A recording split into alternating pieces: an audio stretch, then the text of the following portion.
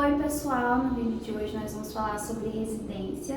Tentei ampliar um pouco o foco do canal e hoje eu trouxe uma convidada muito especial que a gente fez estágio juntas e ela acabou de passar na residência e vai falar um pouquinho pra gente como foi a experiência dela.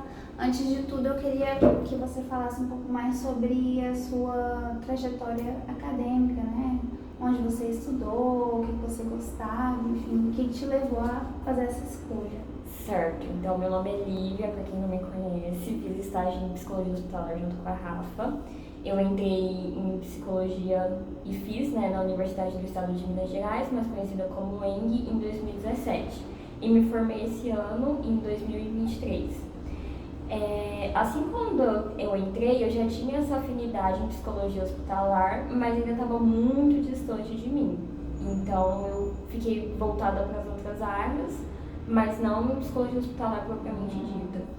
Essa questão da residência, ela me veio lá em meados de 2018, 2019, quando eu fui vendo os editais da UFO e fui me interessando por aquilo. E aí, logo também já fui crescendo essa vontade de estar dentro da psicologia hospitalar e trabalhando nessa área.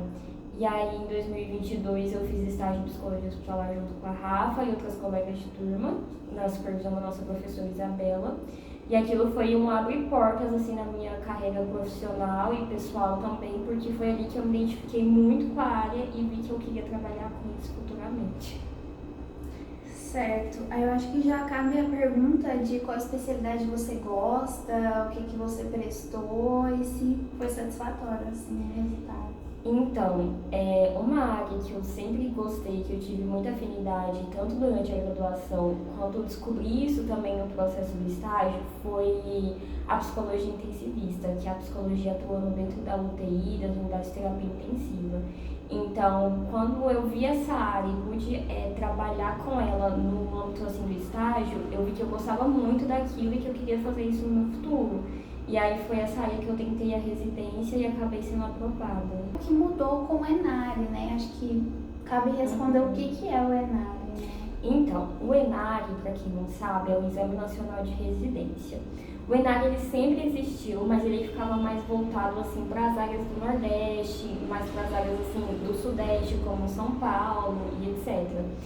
E aí, o que aconteceu? Em 2022, o ENARE ele ampliou para todas as universidades federais do Brasil. Então, a UFO, a FTM, que eram as faculdades assim, que eu tinha em vista para tentar me inscrever e fazer o processo seletivo, acabou aderindo ao ENARE.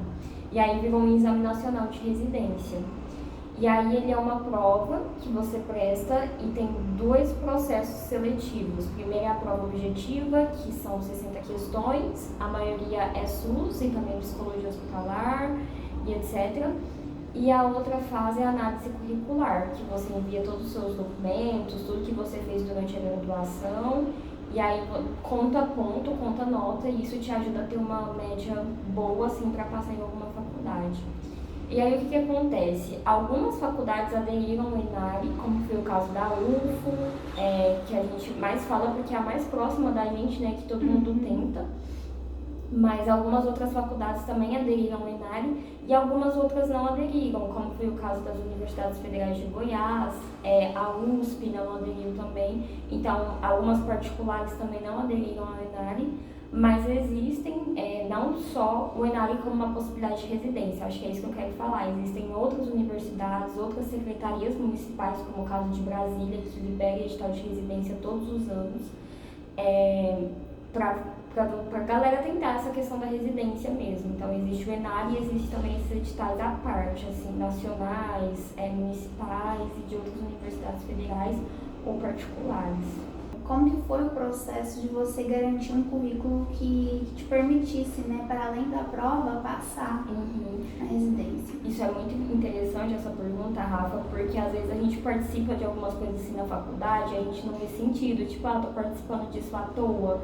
E não, nessa aula isso é muito importante, porque equivale nota na sua análise curricular, aquilo tem certa relevância quando você vai prestar algum concurso ou uma residência.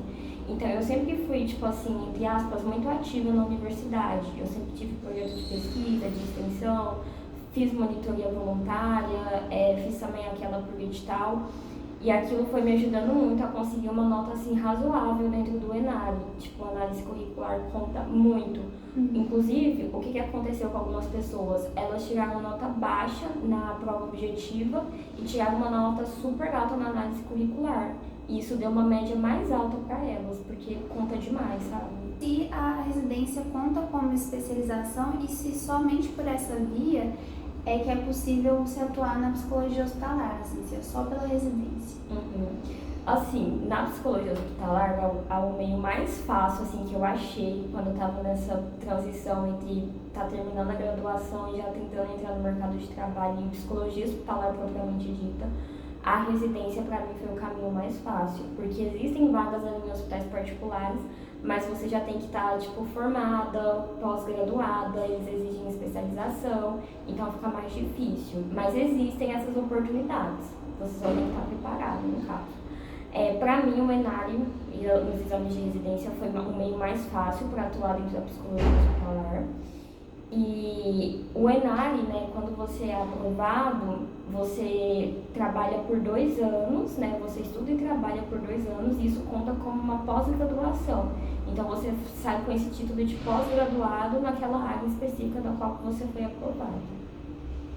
E sempre a gente precisa desse título, tipo, para entrar no mercado. Sim. Psico-hospitalar. Exatamente. Geralmente eles sempre, assim, não é obrigatório, mas eles sempre impedem especialização em psicologia hospitalar ou em uma área propriamente dita, assim, da psicologia hospitalar. Geralmente eles pedem, tipo, pelo menos 2 anos de experiência, Sim. né? Que implica necessariamente para uma cadeia, né? Exatamente. E aí, às vezes, isso se torna não impossível, mas um pouco difícil pra gente que está recém-formado conseguir ingressar de primeira, assim, na psicologia hospitalar.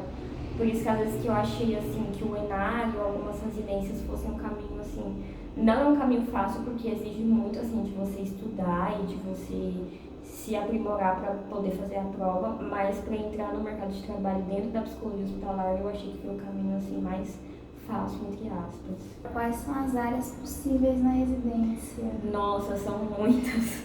Às vezes fica até difícil de falar porque, tipo, como o ENARI virou como se fosse um SISU, tipo, não tem como falar que não é um SISU, porque é como se fosse um SISU. Então, são diversas, como é multiprofissional, são diversas áreas, né, dialogando entre si. Então, tem psicologia, nutrição, odontologia, serviço social, e tem uma multiplicidade de áreas. Então, se o seu enfoque é ir para qualquer lado, assim, do país, independentemente da distância, tem cuidados paliativos, saúde da família, saúde indígena. Nesse mais focado assim, no ambiente de Minas Gerais e do Sudeste, a gente tem saúde mental, atenção ao paciente crítico, da qual foi a área que eu fui aprovada, tem cuidados paliativos, tem Oncologia também. atenção à oncologia, nutrição clínica, saúde coletiva, deixa eu ver, nossa, tem muita coisa, atenção à saúde do adulto, saúde do idoso, criança e adolescente. Tem muita coisa, tipo assim, acho que isso que é importante do ENARI também, sabe, essa variedade de áreas que você pode atuar. Não sei se é o caso da galera que vai prestar, ou até mesmo o seu caso, Rafa, de querer ir para outra cidade, ou outro estado. Então você pode ter isso, essa liberdade, sabe, porque você pode jogar sua nota em qualquer área do país que você quiser e qual você se identifica. Mas como no meu caso eu queria realmente passar ou na UFO ou na UFTM, eu tentei jogar na UFO. E assim, consegui passar justamente na área que eu queria. Mas são muitas áreas com muitas abordagens, assim. Tem um programa, inclusive em Curitiba, que assim, eu fiquei fascinada, que lá era, eu não vou lembrar as áreas específicas, mas a linha teórica era a psicanálise, né? Eles já deixavam isso explícito no edital, que a gente trabalha com a psicanálise. Aí eu fiquei tipo, meu Deus, eu quero, mas não posso, porque é muito longe. Eu achei bem interessante que no norte de Minas também foi um lugar que eu fiquei interessada em jogar minha nota, que tem muita atenção à saúde da família, atenção básica também para quem se interessa nessa questão da saúde, atenção primária, saúde da família. Também tem essas áreas em específico, e são programas assim bem legais, porque que nem eu falei, às vezes não é só a universidade em si, mas também são secretarias municipais que fazem um vínculo com a universidade. Você pode trabalhar na Secretaria Municipal do município e estudando na universidade próxima. Então é bem legal assim, essa multiplicidade de áreas, assim, de conhecimento também que vai unificando no Enário. Sim, eu acho bom destacar isso porque dá uma ideia de que é só para a área hospitalar, né? E é para a área da saúde como um todo, assim, algumas pessoas pensam que é só o hospital que dá para prestar assistência. Exatamente, não, são várias áreas assim, é muito bacana. Depois vocês leem o edital passado para vocês verem que é assim, ficou genial o jeito que eles fizeram, tipo, essa forma meio SISU, meio Enem, de você poder jogar sua nota para qualquer área, qualquer lugar. O que seria uma qualidade de você fazer uma especialidade, tipo, recém-formado, né? Nesse modelo, assim, uma residência. Nossa, eu acho que... Eu penso especialmente financeira, né? Eu acho que isso pega muito, vem essas duas dimensões. Primeiro, essa questão da seguridade financeira e essa seguridade também do mercado de trabalho que vai te aprimorando para quando você terminar a residência, você ter um título de especialização. Então, eu acho bacana no Enário que você não só trabalha, como você também estuda. Então, meio que são 12 horas ali entre trabalhar e estudar ao mesmo tempo. E além disso, a gente ainda faz o TCR, que é tipo um TCC, que é um trabalho de conclusão de curso de residência. Para comprovar mesmo que, assim, você não está indo só pela bolsa em si, que é um valor, assim, muito bom, mas você também está ali para estudar e aprimorar naquela área específica. Então, eu acho que dá essa sensação, assim, de, sei lá, proatividade, produtividade, porque você não só trabalha, mas você também se mantém ativo estudando, sabe? É isso que eu queria falar, mais ou menos. Você não fica estagnado só trabalhando, você também tem que te demanda essa questão de estar estudando, se aprimorando, e você ainda sai com esse título de especialização. A gente vai para a pergunta polêmica. Como foi a rotina de estudos? Ai, gente, pera. Pra ser sincera, o que eu fiz? Quando começou a pandemia, que eu pensei assim, vou me formar em 2022, que não aconteceu, eu já comecei a estudar para residência. Mas na época ainda não era o Enari, era a UFO, assim, separada. Eu sabia que eu queria fazer a residência da UFO. Aí eu lembro que eu imprimi o edital da UFO, que tinha todas as referências bibliográficas que caíam na prova. E aí, assim, de uma forma muito lenta, quando eu falo muito lenta, foi muito lenta. Eu fui lendo cada um, tipo, do que caía e fui riscando, assim, sabe? Isso durou acho que 1 ano, 2 anos, não sei. E aí, pro Enari, porque o que aconteceu? O Enari, geralmente, eles soltavam um edital em dezembro. E ano passado, eles soltaram em setembro. E eu, tipo, não tinha estudado quase nada. Aí eu desesperei, eu falei assim, não, eu precisava estudar e pegar firme se eu quiser passar. E aí, de setembro até novembro, que eu peguei firme, agosto, na verdade, de agosto até novembro, que eu peguei firme mesmo pra estudar. Eu estudava assistindo vídeo-aula, eu estudava, assim, eu tenho mais facilidade para ler, mesmo as leis, porque cai muito o SUS, cai muito saúde da família, atenção básica, psicologia hospitalar, psicologia social, cai muito atenção à saúde mental também. Então eu pegava para estudar li o edital, assim, o que caía e tentava estudar um pouco de cada coisa. E aí foi de agosto até novembro nessa, sabe? Mas o que eu peguei mais para estudar mesmo, que me ajudou, assim, foi SUS. Reforma psiquiátrica, as leis de saúde mental que a gente tem, isso me ajudou muito. Então, tipo, eu não tinha um cronograma certinho de estudos, eu estudava quando dava, aí eu ia umas 3, 4, 5 horas, e eu sempre fazia questões, sabe? Tipo, sempre fazendo questões, refazia a prova. Tanto que eu pensei que eu não ia passar, porque quando eu fiz a prova de 2021, se eu acertei 20, foi muito. Eu fiz assim, meu Deus, já posso abrir mão. E aí foi até um susto quando eu fui aprovada, porque tipo, eu vi a minha nota e falei assim, eu saí razoavelmente bem. Então, assim, por eu não ter pegado firme e estudado, que nem eu queria na época, né, que era ter estudado o ano inteiro seguido, foi assim uma surpresa pra mim, mas eu acho que foi isso, ler o que o edital te cobra, refazer as outras provas dos outros editais para ver como é que cai, qual que é o nível da banca, estudar também questões da banca, porque o Enari ele é feito pela OCP, então eu buscava resolver questões da OCP, em questões de psicologia, SUS e etc. Então acho que foi isso, assim, a minha rotina, não rotina desorganizada de estudos. Eu só estudei, assim, de uma forma intensa e resolvendo questões, lendo edital e vendo videoaula e resolvendo questões ao mesmo tempo. Então, assim, não foi da forma correta, pra ser sincera, eu acho que deveria ter me organizado mais, mas foi a forma como deu na época, porque eu tava esperando sair em dezembro e o trem saiu em agosto. E passou. Aí, tipo, gente, agora eu estudo.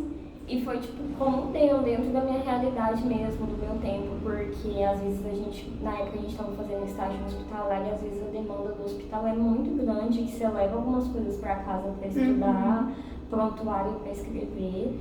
E aí, tipo, eu tentava encaixar minha rotina nisso, sabe? Mas foi assim, da forma como deu dentro daquele momento, porque eu particularmente, eu desesperei quando esse edital saiu mais cedo. E aí eu fui estudando conforme dava, revendo o que eu já tinha estudado em 2021, 2020 na pandemia. E acho que é isso que é importante, sabe? A gente começar, não só porque a gente vai prestar uma residência, mas a gente como profissional da saúde, estudante de psicologia, a gente lê um SUS, a gente lê como é que funciona essa atenção primária, secundária, terciária, atenção básica, porque isso é importante para nossa prática, não só assim, porque a gente vai prestar uma residência ou algo do tipo, mas pra gente também saber como, o que eu quero falar, como transferir aquele paciente que precisa de alguma ajuda mais específica dentro dessa rede, entendeu? Então acho que esse foi o meu raciocínio também, acho que 2021, por aí, de tentar entender como é que funcionavam aquelas leis, já que eu queria trabalhar no âmbito hospitalar. E com isso eu fui revendo em 2022 para tentar o ENARE. Também, defenda o SUS. Exatamente. Tem que estudar. Exatamente, defenda o SUS, mas também vamos estudar o SUS, porque, gente, é muito importante e cai nas provas, inclusive o que me assustou no ENARE do ano passado foi que não caiu muito o SUS, mas caiu algumas coisas assim muito específicas da pandemia, pagamentação, segurança do paciente. Então caía negócio assim relacionado ao SUS no âmbito organizacional, como é que o gestor faria determinada coisa ali na instituição. Então é importante a gente saber essas mínimas coisas, mas que às vezes se torna importante quando a gente vai prestar algum concurso, alguma residência. Sim. Bom, gente, eu acho que a gente já falou bastante, né? Já falamos muito. Eu espero que se vocês tiverem dúvidas, deixem nos comentários, que eu vou pedir a Lívia para responder. Eu me coloco à disposição também para tirar qualquer dúvida, pra gente conversar, algo do tipo. E eu espero a Rafa para ser também a minha R1 que vem. Então, quero agradecer a Lívia pela disposição dela de gravar esse vídeo, de responder as perguntas. Também vou agradecer ao pessoal da Biblioteca Municipal aqui de Tuiutaba, que disponibilizou o espaço para a gente gravar esse vídeo e trazer essa perspectiva para vocês. E o vídeo é isso, né? Espero que vocês tenham aproveitado e que interajam aí com a gente. É isso, tchau!